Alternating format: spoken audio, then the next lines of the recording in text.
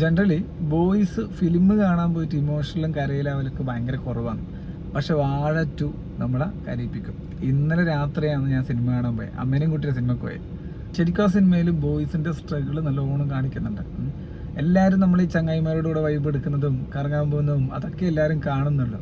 അതിനപ്പുറത്ത് മറ്റൊരു dark side ഇല്ല. ആ ഡാർക്ക് സൈഡ് ആരും ഇങ്ങനെ കാണില്ല. ഇന്നലെ അമ്മ മീൻസ് എക്സ്പെഷ്യലി പാരൻസിനെല്ലാം ഇന്നലെ ശരിക്കും അത് റിയലൈസ് ചെയ്യാൻ പറ്റിയെന്നാണ് എനിക്ക് തോന്നുന്നു. ചില സിനിമ കണ്ട പാരൻസൊക്കെ മക്കൾ ഇത്രയും സ്ട്രഗിളിലൂടെ കൂടി എല്ലാം കാണാൻ പറ്റുമെന്ന് എനിക്ക് തോന്നുന്നത്. സിനിമയിൽ നമുക്ക് പിന്നെ ഏതെങ്കിലും ഒരു സീന് നമ്മുടെ ലൈഫായിട്ട് റിലേറ്റ് ചെയ്യാൻ പറ്റിയ സീനെല്ലാം ഉണ്ടാവും എന്തായാലും.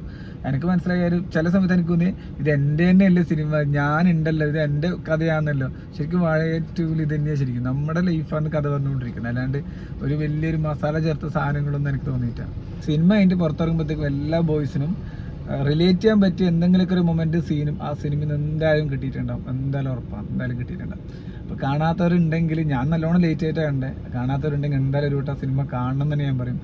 എന്തോ ഒരു സംഭവം ഉണ്ട് ആ പടത്തിലുണ്ട്. നമ്മളെ കഥയായതുകൊണ്ടായിരിക്കും അത് കൂടുതൽ നമുക്ക് ഇഷ്ടപ്പെടാൻ കാരണം. എന്തായാലും എനിക്ക് നല്ലതായി ഇഷ്ടപ്പെട്ടു.